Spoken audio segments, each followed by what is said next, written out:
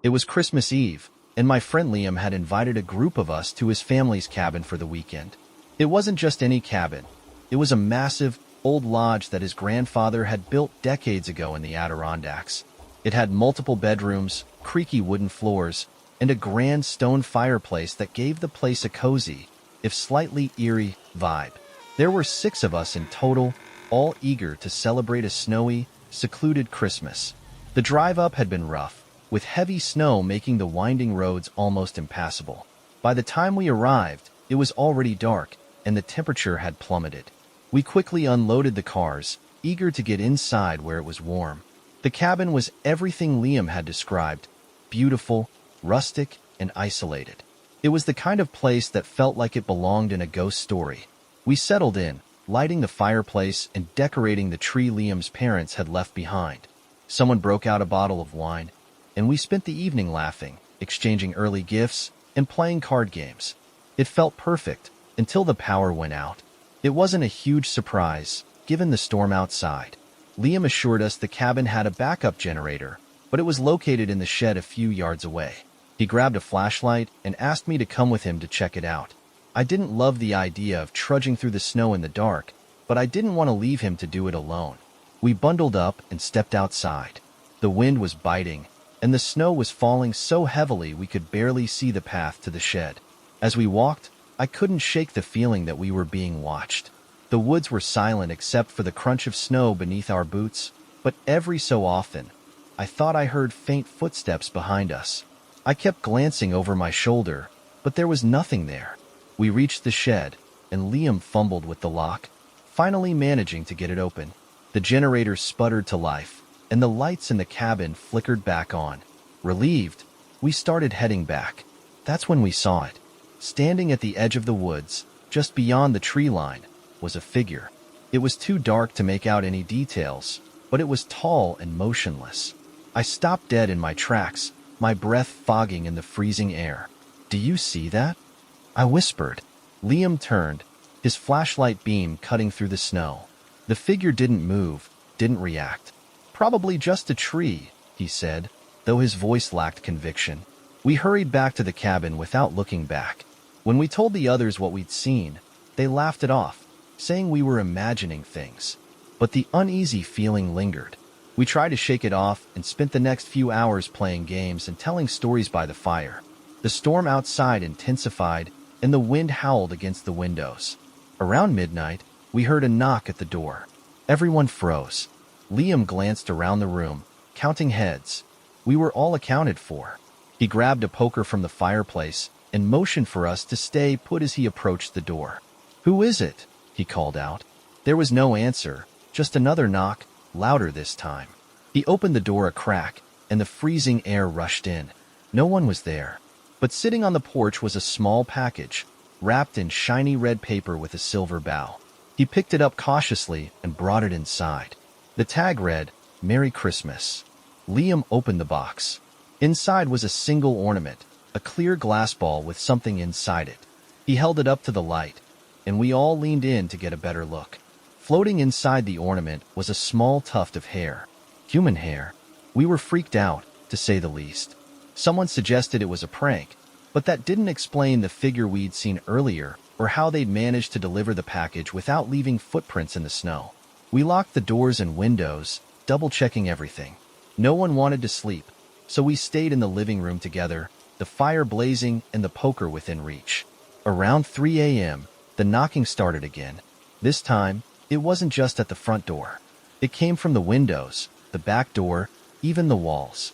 The sound was relentless, as if someone, or something, was surrounding the cabin, trying to get in. We huddled together, too terrified to move. Then, just as suddenly as it had started, the knocking stopped. The silence was deafening. We waited for what felt like hours before Liam finally worked up the courage to peek outside. The snow had stopped, and the moon illuminated the porch. Sitting there was another package, identical to the first. He brought it inside, and we all gathered around as he opened it. This time, the ornament was filled with what looked like ash. The tag inside simply read, "Soon." We didn't wait to find out what it meant. At first light, we packed our things and left the cabin, abandoning the decorations and the firewood we'd brought. The drive back was tense, with everyone jumping at shadows and flinching at every noise. Liam's family later contacted the property owner, but they claimed no one else should have been on the grounds. They'd never had reports of anything strange before, but they also refused to let the story spread. To this day, none of us can explain what happened that Christmas Eve. But whenever I see a clear glass ornament, I can't help but wonder what might have been in the third package. Last Christmas, my cousin Beth invited me to spend the holiday with her at her new house in rural Montana.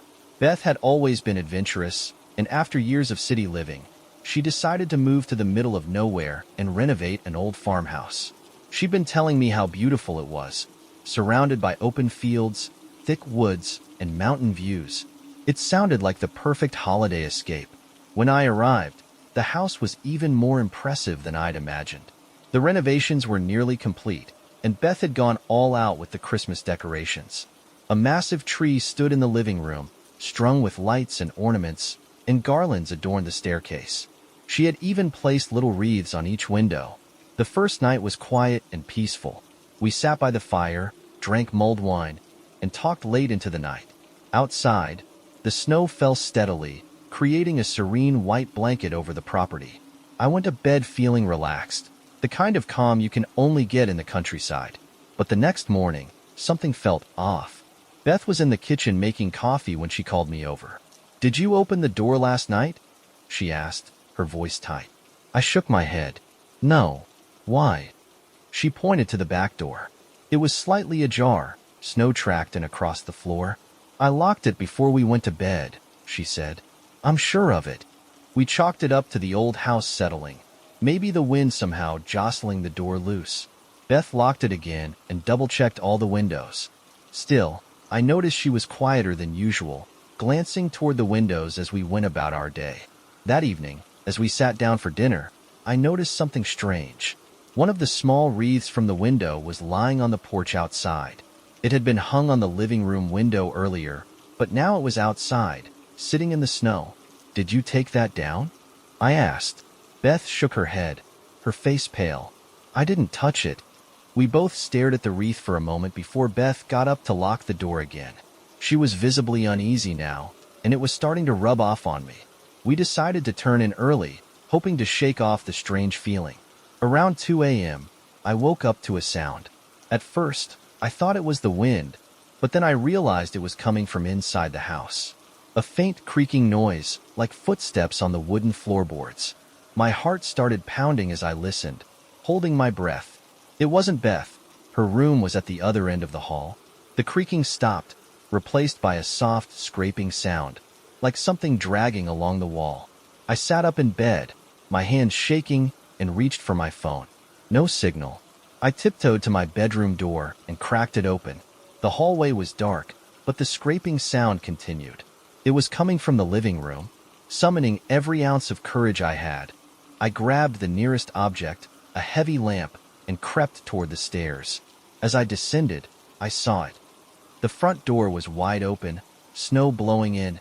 The wreath that had been outside earlier was now back on the window, hanging perfectly in place.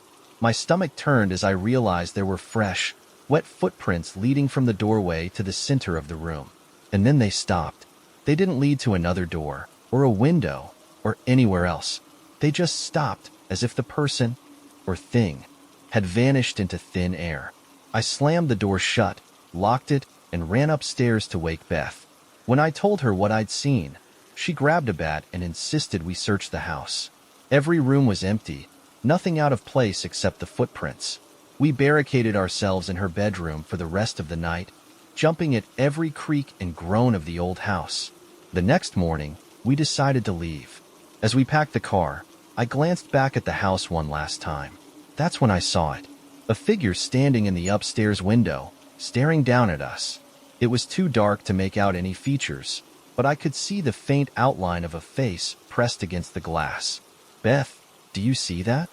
I whispered, my voice shaking. She turned, following my gaze, and froze. "Get in the car," she said quietly. "Now." We drove to a nearby motel and stayed there for the rest of the holiday. Beth contacted the local authorities, But when they checked the house, they found no signs of forced entry, just the footprints, stopping inexplicably in the middle of the living room. Beth sold the house a few months later, unable to shake the feeling that something, or someone, was still inside. To this day, she refuses to talk about it, and every Christmas, I can't help but think about the figure in the window, watching us leave. Last Christmas, I was house-sitting for my aunt and uncle while they visited family out of state. They lived in a small, picturesque town nestled in the mountains, and their home was beautiful. A two-story Victorian with a wraparound porch, stained glass windows, and a massive oak tree in the yard. It looked like something out of a Christmas card, especially when the snow fell and covered everything in a glistening white blanket. The first few nights were peaceful. I decorated their tree, baked cookies, and watched cheesy Christmas movies in their cozy living room. Their dog, Max, a big, lovable golden retriever, was my constant companion. He was usually calm and easygoing, but on the third night, he started acting strange. It was around 10 p.m., and I was wrapping presents when Max perked up, his ears twitching. He let out a low growl and stared at the front door. "What is it, boy?" I asked, setting down the ribbon. I peeked out the window but saw nothing, just the empty street and the softly falling snow. Max didn't settle down, though. He kept growling, his eyes fixed on the door. I told myself it was probably just a raccoon or some other animal outside and went back to wrapping. But then, I heard it, a faint knock at the door. My heart skipped a beat. Who would be out in this weather, this late at night? I approached the door cautiously, Max at my side. "Hello?" I called out. There was no answer, just another knock, a little louder this time. I looked through the peephole but saw nothing. I opened the door a crack, and the freezing air rushed in, but no one was there. The porch was empty, and the snow was undisturbed. Feeling a little unnerved, I closed the door and locked it, pulling the curtains shut for good measure. An hour later, just as I was getting ready for bed, I heard the knock again. This time, it wasn't just at the front door.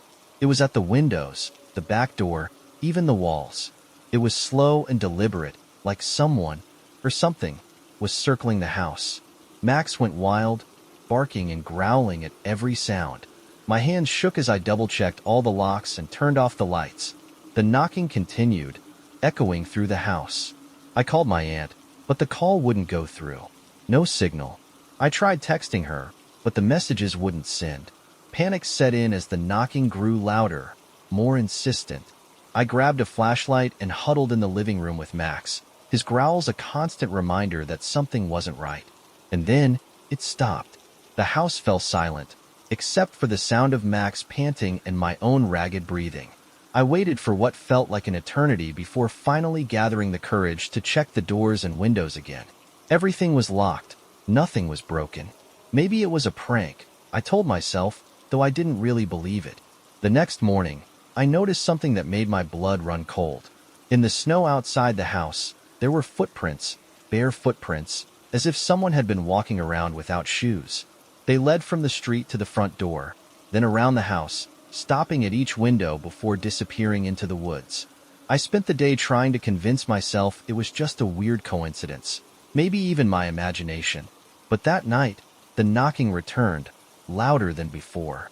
It was accompanied by another sound this time, a faint scratching, like fingernails dragging across the walls.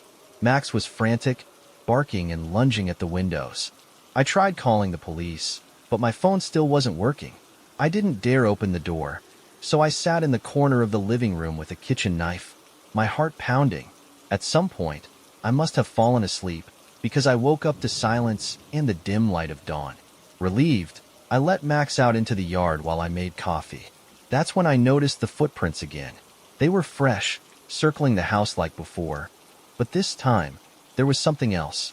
In the snow near the back porch, there was a word scrawled with a finger, inside.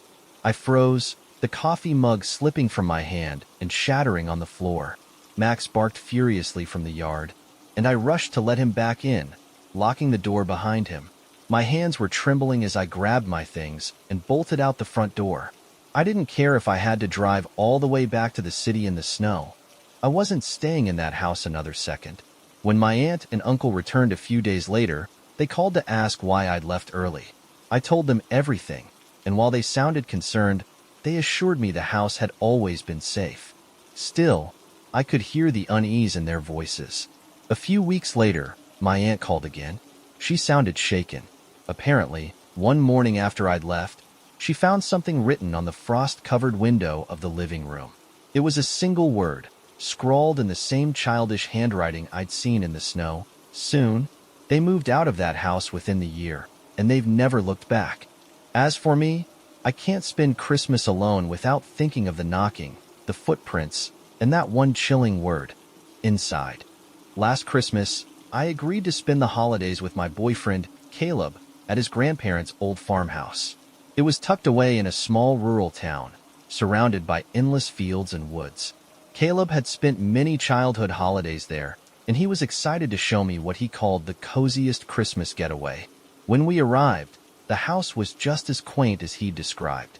It was a large, weathered building with peeling white paint, a wraparound porch, and old-fashioned shutters. Inside, the smell of pine and baked goods greeted us. Caleb's grandparents had already decorated, and the place was filled with festive touches, garlands, stockings, and a massive tree adorned with twinkling lights.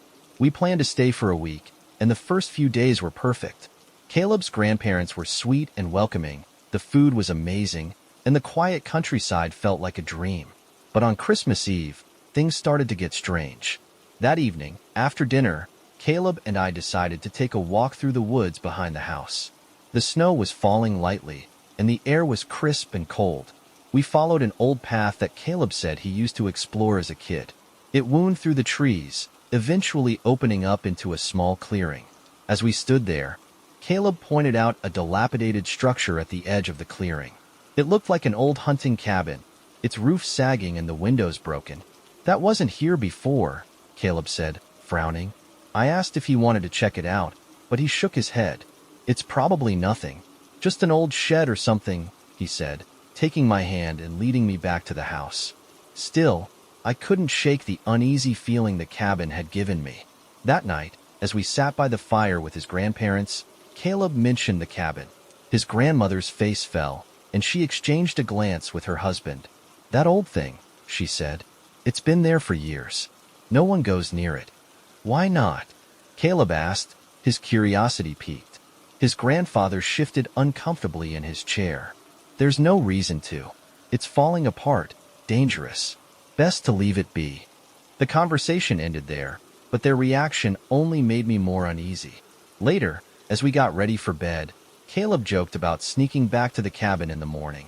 I laughed it off, though the thought made my stomach twist. Around midnight, I woke up to the sound of faint knocking. At first, I thought it was coming from the door, but as I sat up, I realized it was coming from the window. My heart raced as I glanced toward it. The curtains were drawn, but I could see the faint outline of something, or someone, standing just outside. "Caleb," I whispered, shaking him awake. "Someone's outside." He groggily got out of bed and pulled the curtain aside. There was no one there. "It's probably just the wind," he said, though he didn't sound convinced. He locked the window, and we went back to bed, but I couldn't fall asleep. The next morning, Caleb's grandparents seemed tense, though they didn't say why. I told Caleb I wanted to skip the cabin and stay close to the house, but he was insistent.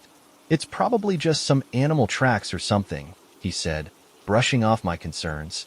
Reluctantly, I followed him back to the woods. When we reached the clearing, the cabin looked even more ominous in the daylight. Its door hung slightly ajar, creaking in the wind. "Let's just take a quick look," Caleb said, grabbing a flashlight from his pocket. We stepped inside, and the air was thick with the smell of rot and damp wood. The interior was empty, save for a few broken chairs and an old table. But as Caleb shone his flashlight around, the beam landed on something that made my blood run cold. Carved into the walls, over and over, was the word "leave." Caleb frowned, running his fingers over one of the carvings. "This is fresh," he muttered. A sudden noise made us both jump, a loud thud from somewhere deeper in the cabin. Caleb grabbed my hand, and we backed toward the door. Before we could reach it, another thud came, followed by a low, guttural groan. We bolted, not stopping until we were back at the house. Caleb told his grandparents what we'd seen, but they dismissed it, saying the wind probably knocked something over. I didn't believe them, and neither did Caleb.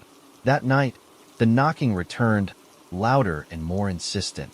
This time, it came from all around the house, doors, windows, even the walls. Caleb and I rushed downstairs to find his grandparents already awake, pale and trembling. "We need to leave," his grandmother said, clutching a rosary. "Now." Caleb's grandfather tried to calm her, but even he looked shaken. Suddenly, the knocking stopped, replaced by an eerie silence. We stood there, holding our breath, until we heard it, a voice, faint but clear, whispering from outside. "Leave." We didn't wait to be told twice. Grabbing only our essentials, we piled into the car and drove to a motel in town. Caleb's grandparents refused to discuss what had happened, but the next morning, they quietly packed their things and joined us at the motel. They sold the farmhouse a month later, and Caleb told me they never looked back. To this day, I don't know what was in that cabin, or why it seemed to follow us back to the house. But every Christmas, when I hear the wind knocking against the windows, I can't help but wonder if it's still out there, waiting. It was late December, and the holiday spirit was in full swing. My girlfriend, Ellen, and I had decided to escape the city and spend Christmas week at a cabin we found through a vacation rental website. It was located deep in the woods of Michigan, surrounded by snow-covered pines, promising a picturesque and peaceful holiday. The listing described it as cozy, festive, and private, with a roaring fireplace and all the decorations you could hope for to get into the holiday spirit. We were excited for our getaway. We arrived on a cold, crisp afternoon just as the sun was setting. The cabin was charming, with twinkling string lights along the roof and a wreath on the door. The snow crunched underfoot as we carried our bags inside. The interior was just as beautiful as the pictures. Warm wood tones, a Christmas tree adorned with ornaments, and stockings hung by the fireplace. It felt magical. We unpacked, poured some hot cocoa, and settled in for what we thought would be a perfect holiday retreat. That first night, everything seemed fine. We had dinner, played board games, and watched a Christmas movie by the fire. But as we were getting ready for bed, Ellen noticed something strange. A small Christmas card had been slipped under the front door. It wasn't there when we arrived. She picked it up and read it aloud. "Merry Christmas, from your secret admirer." We laughed it off, assuming the rental owners had left it as part of the experience. It was a little odd, though, because there was no signature, just the message. We shrugged it off and went to bed. The next morning, as we were eating breakfast, I decided to explore the property a bit. I walked around the cabin, enjoying the crisp air and taking in the snowy scenery. That's when I noticed footprints in the snow leading from the woods to the cabin. They weren't ours. We'd approached the cabin from the driveway the day before. These prints came from the trees, stopping at the porch and circling around the house. I called Ellen outside to show her, and we both felt a little uneasy. Maybe the rental owner had come by, we thought, but why wouldn't they have introduced themselves? And why would they walk around the cabin like that? I checked my phone to message the host, but there was no signal out there. We made a mental note to bring it up when we drove into town for supplies later. As the day went on, the uneasiness faded, and we started to enjoy the cabin again. We went for a hike in the woods, took photos, and even built a snowman out front. By the time we returned inside, it was getting dark, and the cozy glow of the cabin lights was welcoming. We made dinner, opened a bottle of wine, and relaxed. That night, as we were settling into bed, we heard a faint knock at the door. Ellen froze, her eyes wide. "Did you hear that?" she whispered. I nodded and grabbed my phone, but still, no signal. I got up and crept to the door. Peeking through the peephole, I saw nothing. The porch light illuminated the snow-covered steps, and there were no footprints. I opened the door cautiously, but there was no one there. Just the cold night air and the sound of the wind in the trees. I stepped outside, my breath visible in the freezing air, and looked around. Nothing. When I came back inside, Ellen pointed to another Christmas card on the floor by the door. I hadn't noticed it when I opened the door. This one read, "You can't hide the truth."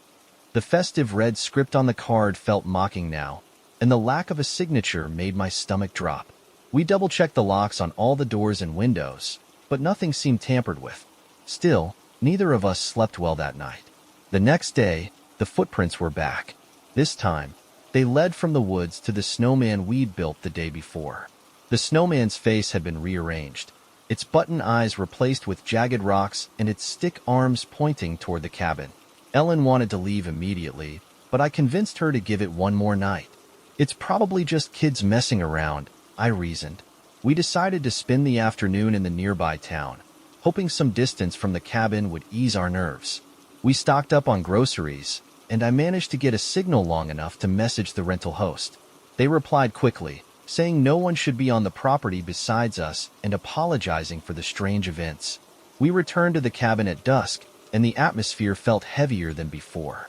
Ellen stayed close to me as we brought the groceries inside. We decided to stay up late and keep the lights on, hoping to catch whoever was playing tricks on us. Around midnight, the power went out.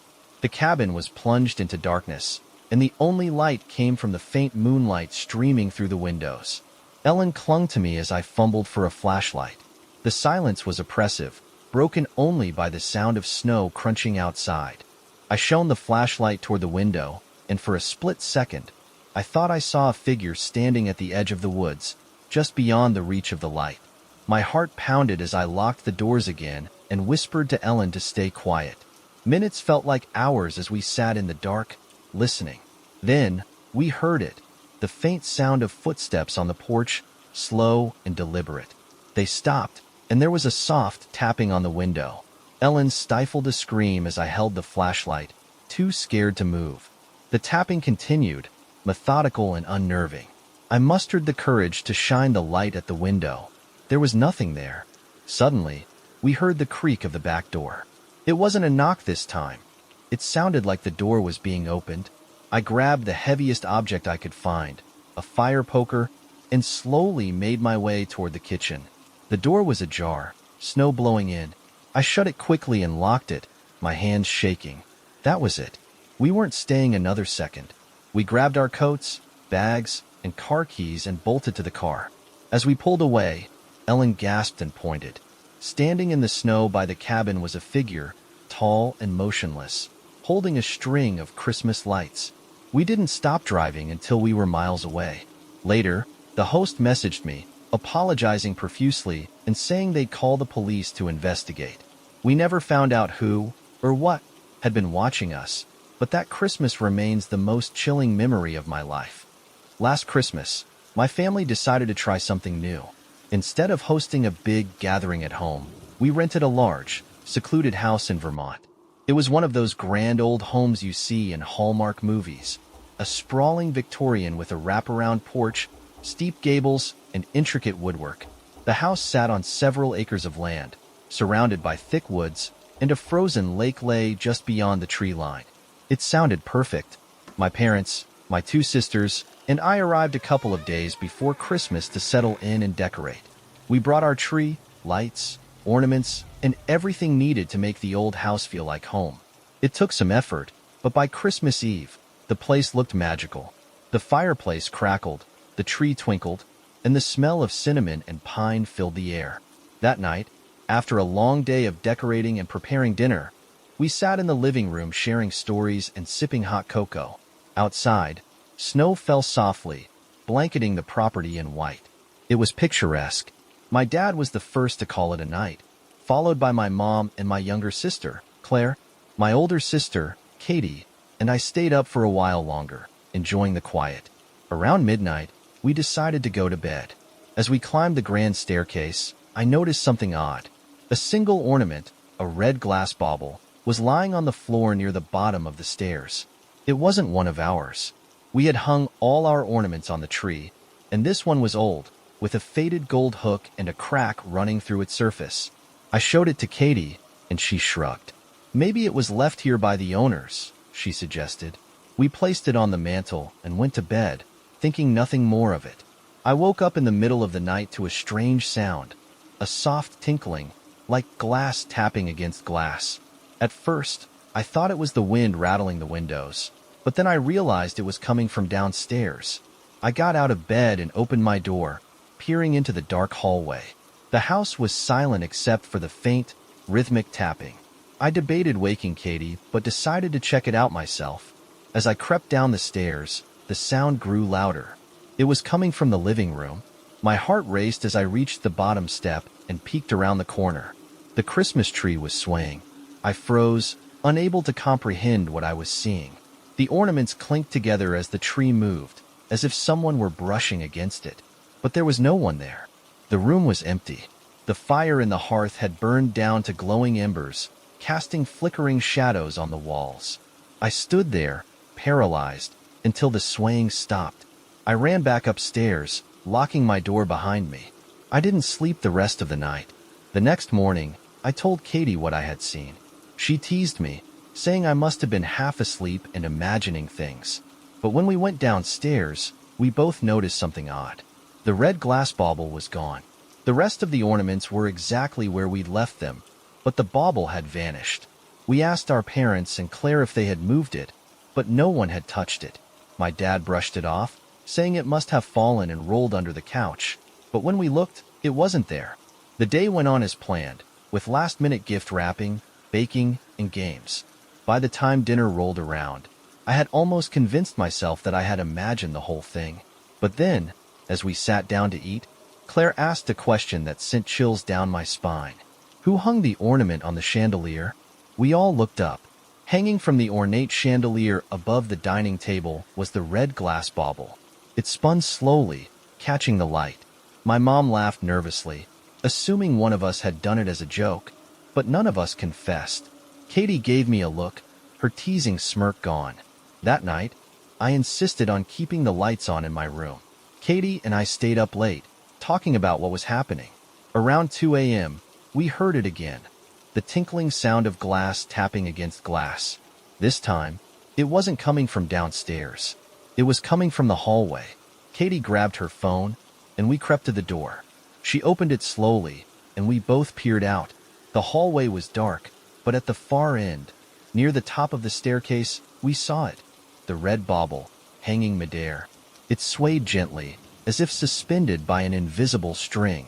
Katie slammed the door shut, and we backed away, both of us shaking.